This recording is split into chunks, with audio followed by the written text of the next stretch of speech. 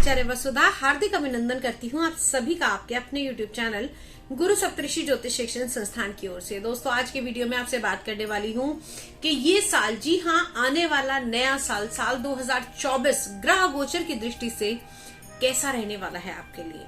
इस साल में क्या क्या करें, क्या ना करें और क्या करने से हमें क्या अच्छे बेनिफिट्स मिल सकते हैं, सभी की चर्चा करेंगे। आज बारी है वृश्चिक लगन वाले जातकों के बारे में। जी हाँ, स्कॉर्पियंस, जिनकी हॉरोस्कोप शुरू होती है 8 नंबर से।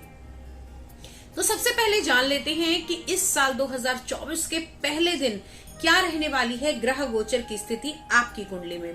सबसे पहले अगर हम बात करें वृश्चिक लगन की, तो आपके लगन में साल के शुरुआत में शुक्र और बुध की युति रहेगी।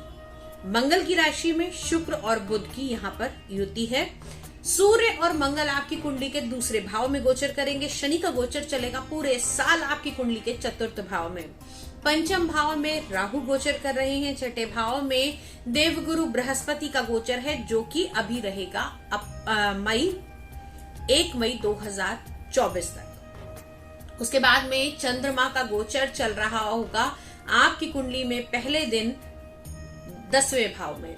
11वें भाव में केतु गोचर भ्रमण कर रहे हैं। ये तो है ग्रह गोचर की स्थिति, लेकिन अब जान लेते हैं कि इस ग्रह गोचर का प्रभाव आपके जीवन पर क्या पड़ने वाला है, कैसा रहने वाला है वृश्चिक लगन वाले जातकों का ये वर्ष।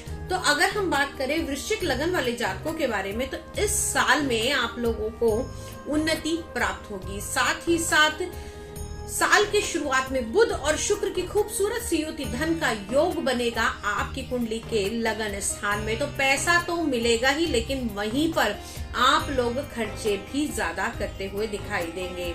अगर हम बात करें, आपके लगन के स्वामी अपने से दूसरे भाव के अंदर गोचर करेंगे साल के शुरुआत में, तो यहाँ पर आप लोगों की वाणी में थोड़ी सी कठोरता आ सकती है। और साथ ही साथ सूर्य का साथ होने के कारण आपकी जो वाणी रहेगी वो बड़ी ही प्रभावशाली शब्दों का आप लोग इस समय चयन करेंगे। हो सकता है वो किसी को दिल दुखा सके, लेकिन कोशिश कीजिएगा कि आप अपनी लैंग्वेज को और ज्यादा अच्छे से और पॉलिश तरीके से सामने वाले के आगे प्रस्तुत करें। अगली बात करते हैं, आपकी कुंडली में जो चल रहा है शनि देव का गोचर। साल 2023 में बड़े सारे बदलाव आए।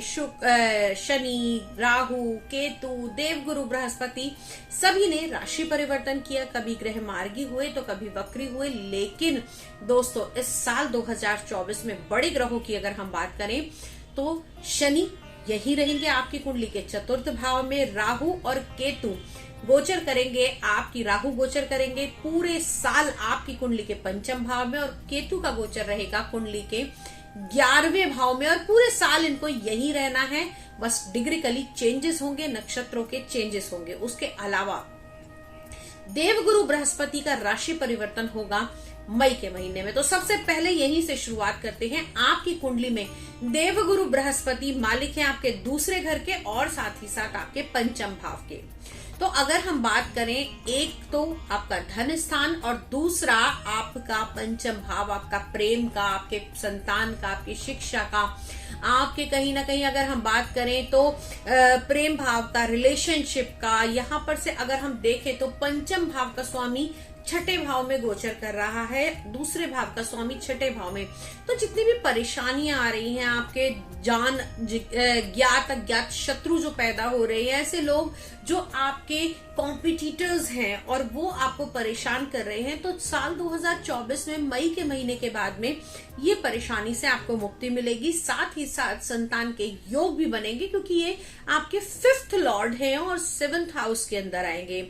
आप लोगों के देवगुरु बृहस्पति के राशि परिवर्तन से अगर मैं कहूं कि आप लोगों को जो ये क्रूशल टाइम निकालना है, जनवरी से लेकर अप्रैल तक के महीने का ये टाइम पीरियड आपके लिए जो है वो थोड़ा सा हर्डल्स भरा हो सकता है, शिक्षा के क्षेत्र को लेकर भी और साथ ही साथ आपके प्रेम संबंध और संतान को लेकर भी। अब जो बच्चे किसी प्रकार के कंपटीशन के एग्जाम की तैयारी कर रहे हैं, पढ़ाई में आगे बढ़ना चाहते हैं, किसी प्रकार के एडमिशन लेना चाहते हैं, किसी प्रकार की कंसल्टेशन सर्विसेज खोलना चाहते हैं, तो आप लोग अगर मई के बाद में अगर शुरुआत करेंगे वृश्चिक लगन वाले मई 2024 के बाद में, तो ज्यादा बेटर रहेगा। 1 मई से आप आरंभ कर सकते हैं, क्योंकि यहाँ से राशि परिवर्तन देवगुरु बृहस्पति का हो जाएगा। उसके साथ ही साथ आपके आपसे रिलेशन भी बढ़ते हुए दिखाई देंगे। आप अगर मैरिड हैं और अभी आपकी मैरिज में परेशानियां चल रही हैं, आपस में किसी की नहीं बन रही आप लोगों की, तो आने वाले टाइम में वो और ज्यादा बेटर होती हुई दिखाई देगी। मई के महीने से हर्ट्स जो है वो कम हो जाएंगे। अब बात कर लेते हैं आपकी कुंडली में शनिदेव की परिस्थिति के। चतुर्थ भाव में शनि गोचर कर रहे हैं। यहां पर अगर हम बात करें तो मूल त्रिकोण राशि में शनि चतुर्थ भाव में बैठे, सुख के स्थान में बैठे, थोड़ा सा कम करेंगे आपके सुखों को, लेकिन अगर आप मेहनत करेंगे तो आपको इन सुख साधनों की प्राप्ति निश्चित तौर पर हो सकती है, क्योंकि शनि हमेशा कर्म के फल देते हैं। वैसे तो हम कहते हैं कि शनिदेव चतुर्थ भाव में अच्छे फल नहीं देंगे, लेकिन यहां पर ये इनके अपनी ही राशि में बैठे हैं, अपने ही घर के अंदर बैठे हैं, तो बड़ी कंफर्टेबल सी स्थिति है। मूल त्रिकोण राशि है इनकी और यहां पर बैठकर ये शशि योग का निर्माण भी कर रहे हैं। तो इस टाइम पीरियड के दौरान आप अपने पुराने मकान के अंदर कुछ रिनोवेशन कर सकते हैं। साथ ही साथ कोई पुरानी गाड़ी, सेकंड हैंड गाड़ी भी खरीद पाएंगे, लेकिन उसके लिए आपको प्रयास ज्यादा करने पड़ेंगे। अब बात करते हैं आप लोगों के हेल्थ से जुड़ी हुई। तो दोस्तों अगर मैं बात करूं यहां पर आपकी हेल्थ से जुड़ी हुई, तो साल के शुरुआत में आपको छोटी मोटी समस्याएं आपके ब्लड के इन्फेक्शन की आ सकती हैं, लेकिन मिड ऑफ द ईयर ये परेशानियां थोड़ी सी समाप्त होती हुई दिखाई देंगी। देवगुरु बृहस्पति का भी जैसे ही राशि परिवर्तन होगा तो यहाँ से आपके पेट के रोगों में आपको शांति मिलेगी।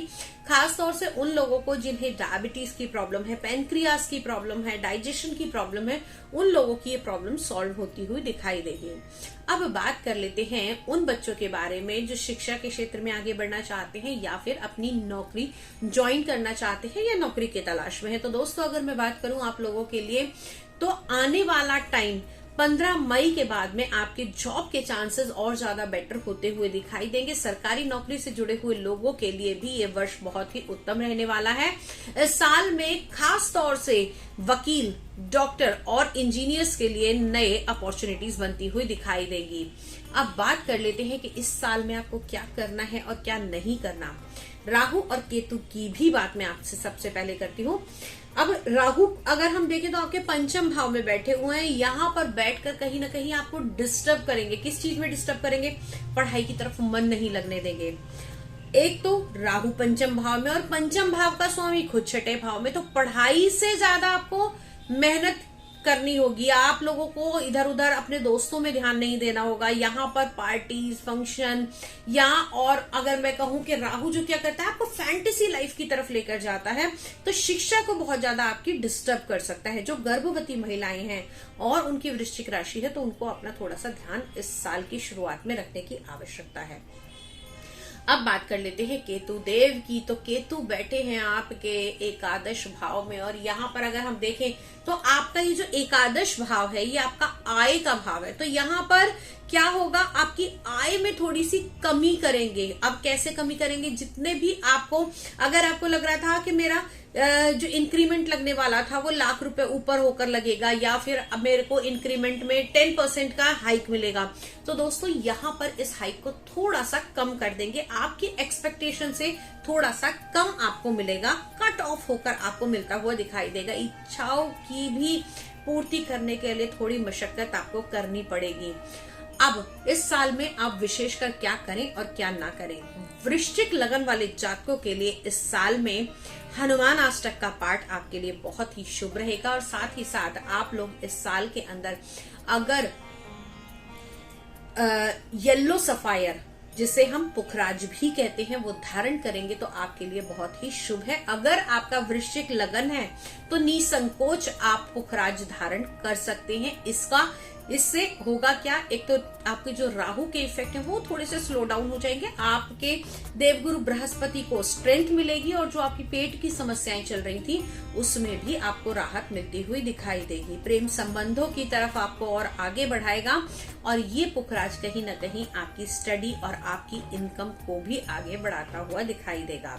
पिता से संबंध इस साल आपके अच्छे रहने वाले हैं। माता की हेल्थ का आपको ध्यान रखने की आवश्यकता है।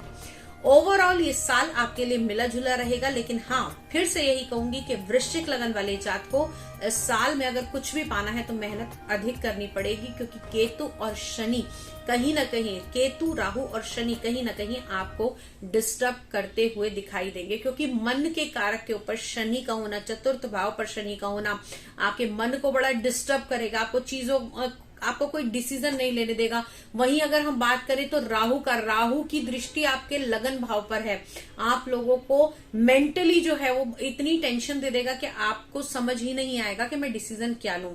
तो ओवरऑल इस साल में थोड़ा सा ध्यान रखिए। साल 2024 आपके लिए अच्छा हो, लेकिन फिर भी हर व्यक्ति की अपनी अलग जन्म कुंडली है, हर व्यक्ति के अपने अलग कर्मास हैं, अलग ग्रह और नक्षत्र हैं। यदि आप व्यक्तिगत रूप से अपनी कुंडली का विश्लेषण कराना चाहते हैं तो आप मुझसे जुड़ सकते हैं, नंबर स्क्रीन पर अवेलेबल हैं। साथ ही साथ मेरे इंस्टाग्राम चैनल पे भी जुड़े, जहां रील्स के माध्यम से मैं आपको डेली कुछ ना कुछ नया सजेस्ट करती रहती हूँ। अगली वीडियो में फिर से मुलाकात करते हैं, तब तक के लिए जय मां भगवती।